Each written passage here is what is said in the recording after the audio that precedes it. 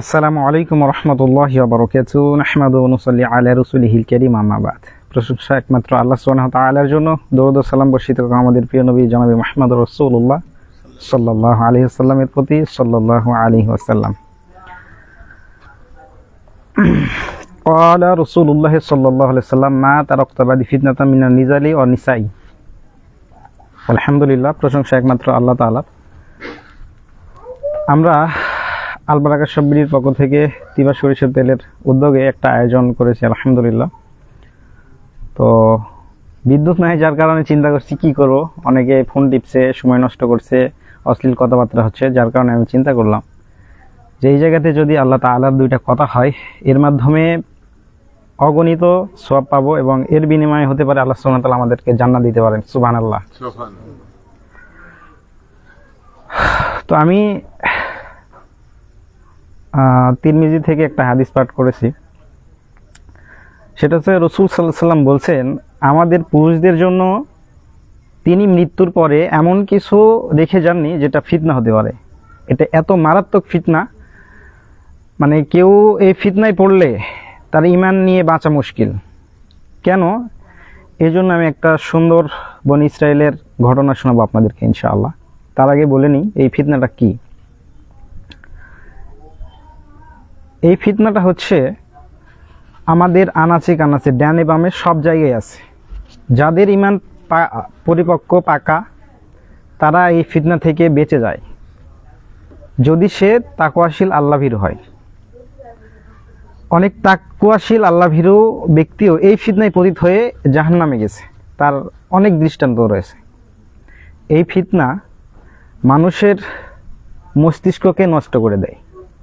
তার উদাহরণ হচ্ছে, আপনি মসজিদে সালাত আদায় করছেন, বাহিরে যদি একটা মহিলার কণ্ঠ আপনার কানে যায় বা মহিলার হাতের চুরির আওয়াজ যদি আপনার কানে যায়, মানে আপনার ওখানে আর মনোযোগ নাই। এই ফিতনা হচ্ছে সেই ফিতনা, মহিলার ফিতনা। এখন তো এই ফিতনার মানে নদীর স্রোত যতটা, তার থেকে দ্বিগুণ বেগে চলছে। কেননা মোবাইলে ফেসবুক খুললেই, ইউটিউব খুললেই মহিলার অ্যাড, মহিলার ভিডিও, সব কিছুই। চোখের হেফাজত করা খুব কঠিন হয়ে দাঁড়িয়েছে। তো খুব লম্বা করব না, ঘটনাটি বলে আমার সংক্ষিপ্ত আলোচনা শেষ করবো ইনশাআল্লাহ। বনী ইসরাইলের একজন ধর্মযাজক ছিলেন, যিনি তার গির্জাতে বা উপাসনালয়ে ৭০ বছর উপাসনালয়ে ছিলেন, কোনো রকম দুনিয়ার কাজকর্ম ছাড়াই। মানে শুধুমাত্র আল্লাহ তাআলার ইবাদত বন্দেগী করত, তার জীবিকা নির্বাহের জন্য যা প্রয়োজন ততটুকুই সেগুলা গ্রহণ করত। তো ওই ব্যক্তিটা এই ফিতনায় পড়ে মারা গেল। কিভাবে মারা গেল? ঈমান হারা অবস্থায় মারা গেল। কিভাবে ঈমান হারালো? তার নাম ছিল বারশিসা। তিনি সেই গির্জাতেই ইবাদত বন্দেগী করতেন, আল্লাহর জিকির করতেন, সবসময় আল্লাহ তাআলার স্মরণেই মগ্ন থাকতেন। তো এই অবস্থায় ৩ জন ভাই আসলেন তার গির্জাতে। এসে তাকে বললেন যে, আমাদের একজন বোন আছে, যুবতী, দেখার মতো কেউ নাই। অনেককে আমরা বললাম যে আমরা সফরে যাব, আল্লাহর রাস্তায় যাব, অথচ আমাদের এই বোনটাকে দেখার মতো কাউকে, বিশ্বস্ত কাউকে পেলাম না। তো অনেকে পরামর্শ দিলেন, অনেকে বললেন যে অমুক জায়গাতে বারশিসা নামে একজন ধর্মযাজক আছে, যিনি অনেক বিশ্বস্ত, অনেক আমানতদার, অনেক তাকওয়াশীল একজন ব্যক্তি। তো ওই জায়গা থেকে আমরা আপনার কাছে আসলাম, আমাদের অনুরোধটি রাখুন। কিন্তু তিনি সেটা নাকচ করে দিলেন, বললেন যে না, আমি পারবো না। বেশ কয়েকবার বলার পরেও তিনি রাজি হলেন না। শেষবারের মতো তারা বলে চলে যাচ্ছে, তখন শয়তান কুমন্ত্রণা দিচ্ছে যে তুমি যে না করে দিলে, মেয়েটি কার কাছে থাকবে, কোথায় যাবে, তার জীবন হয়তো হুমকির মুখে পড়তে পারে। তুমি তো ভালো মানুষ, তোমার কাছে থাকলে কোনো ক্ষতি হবে না, সুতরাং তুমি তাকে রেখে দাও। তুমি তো তোমার কক্ষে রাখবে না, অন্য কক্ষে রাখবে, শুধুমাত্র খাবার টাবার দিয়ে পাঠাবে অন্য কাউকে দিয়ে। এরকমভাবে তাকে শয়তান কুমন্ত্রণা দিল এবং বোনটিকে তারা রেখে গেল তার কাছে। তো যেই কথা সেই কাজ, তিনি অন্য কক্ষেই রাখলেন, তিনি অন্য তার উপাসনালয়েই থাকলেন। তো একদিন যায়, 2 দিন যায়, এরকম করতে করতে খাবার আদান প্রদান হয়। তো শয়তান তখন আস্তে আস্তে কুমন্ত্রণা দিচ্ছে যে, হে বেটা, তুমি যে তাকে খাবার দিচ্ছ, বেচারার কি অবস্থা, কি অবস্থায় আছে না অবস্থায় আছে, একটু তো খোঁজ খবর নিতে পারো, কেমন আছে, অসুস্থ কিনা, ওষুধ লাগে কিনা। তো এইরকম করতে করতে আস্তে আস্তে তার কাছে গেল খোঁজ খবর নিতে নিতে। পজিটিভ আর নেগেটিভ এক জায়গায় হলে কিন্তু আকর্ষণ করবে। তো ওই জায়গা থেকে আস্তে আস্তে করতে করতে এটা আরও মানে পর্যায়ে আছে, অনেক বড় হয়ে যাবে কাহিনী বলতে গেলে। তো এইরকম করতে করতে তারা এক সময় তাদের ঘরে চলে আসলেন, মানে তিনি যেখানে উপাসনালয়ে ছিলেন, ইবাদত করতেন, সেখানে আসলেন, একত্রিত হলেন। হওয়ার পরে সেখানে তাদের অবৈধ মিলন হলো। মিলনের ফলে সেখানে একটি বাচ্চা জন্মগ্রহণ করলো। আস্তাগফিরুল্লাহ। আল্লাহ সুবহানাহু ওয়া তাআলা যেন আমাদেরকে এই অশ্লীল কাজ আমাদের সাথে যেন না ঘটায়, এখান থেকে আমরা পানা চাই। আস্তাগফিরুল্লাহ, সবাই বলি আস্তাগফিরুল্লাহ। তো এখানেই ক্ষান্ত হয়নি। দেখুন শয়তান কত কৌশলী, এবং শয়তান আমাদের প্রকাশ্য শত্রু।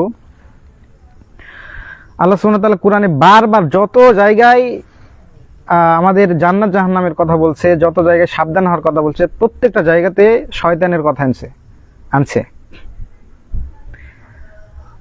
আর শয়তানু ইন্নাল ইনসানা আদুউম মুবিন, বারবার বলছে আদুউম মুবিন, পরম শত্রু কে?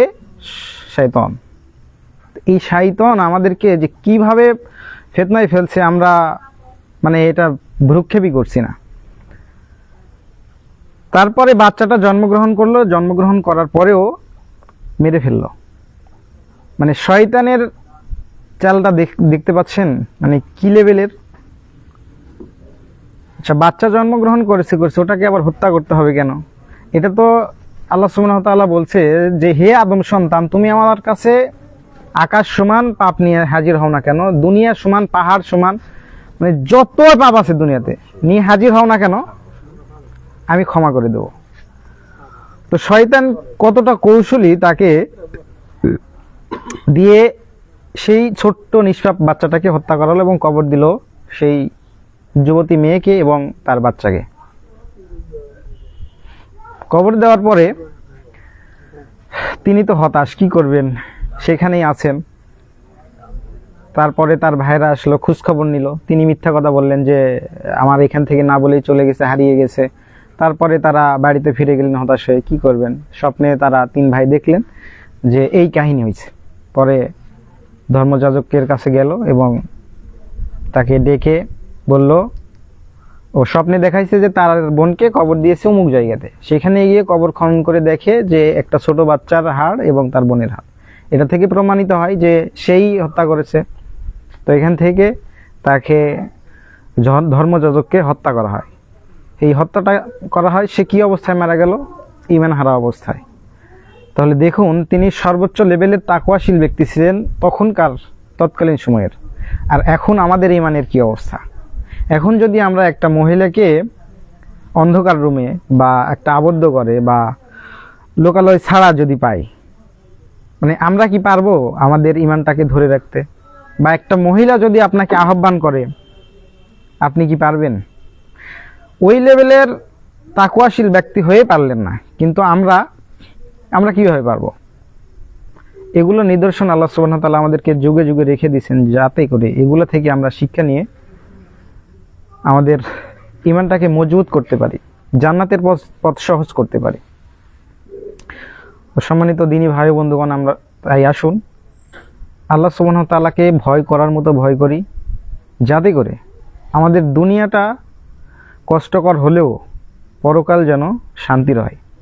আপনি দুনিয়াতে সফল হওয়ার জন্য কত কিছুই না করছেন, হাড় ভাঙা পরিশ্রম করছেন, আপনার এত এত কষ্ট হচ্ছে, তারপরেও আপনি দুনিয়াতে একটু ভালো থাকার জন্য কত কি করছেন। অথচ এই দুনিয়াটা হচ্ছে বিশাল সমুদ্র। এই সমুদ্রের মধ্যে 1 ফোঁটা আঙ্গুল যদি আপনি ডুবান, 1 ফোঁটা পানি আপনার আঙ্গুলের আগায় যতটুকু থাকবে এই দুনিয়ার জীবনটা ততটুকু। আর এই মহাসমুদ্রতে যতগুলো পানি আছে এই পানি আপনার আখিরাতের জীবন। তাহলে আপনি এই সামান্য এক ফোঁটা পানির জীবনের জন্য কত কিছুই করছেন, অথচ পরকালের জন্য কি করছেন? মানে আপনি আপনার বিবেককে প্রশ্ন করেন। আমরা অনেকে তো আল্লাহকে বিশ্বাসই করি না, আবার অনেকে তো জানিই না যে আমাদের সৃষ্টিকর্তাকে, আমাদের নবীর নাম কি। আমরা এত হতভাগা, এত কপাল পোড়া। একটু আগে যেটা বলছিলাম যে আল্লাহ সুবহানাহু ওয়া তাআলা কবরে কি প্রশ্ন হবে এটা ফাঁস করে দিয়েছেন, বলেই দিয়েছেন, মান রব্বুকা মান দিনুকা মান নাবিউক। তোমার রবকে, তোমার দিন কি, তোমার নাবিকে। এই তিনটা প্রশ্ন অতি সহজ, আমরা মুখে বলে দিচ্ছি। আপনি নামাজ পড়েন না, বলছেন এটা মুখস্থ করে যাব, কবরে বলে দেব। এত সহজ না ভাই, এত সহজ না। কবর এত কঠিন জায়গা, কি দিয়ে বোঝাই আপনাকে। আল্লাহ আমাদেরকে হেদায়েত দান করুন। তো বলছিলাম এই দুনিয়াটা ক্ষণস্থায়ী। আপনি এই দুনিয়াতে যদি সফল হতে চান তাহলে আপনাকে পরিশ্রমই করতে হবে। পরিশ্রম ছাড়া অলস কখনো সফল হয় না। লা ইয়াংজাহু কাসলানু, মানে যে অলস সে সফল হয় না। সফল হতে হলে আপনাকে পরিশ্রমী হতে হবে। আমি আমার নিজেকে বলি, আমি অলস ছিলাম আগে, এখনো অলস, কিন্তু তারপরেও আমি পরিশ্রম করা শিখছি।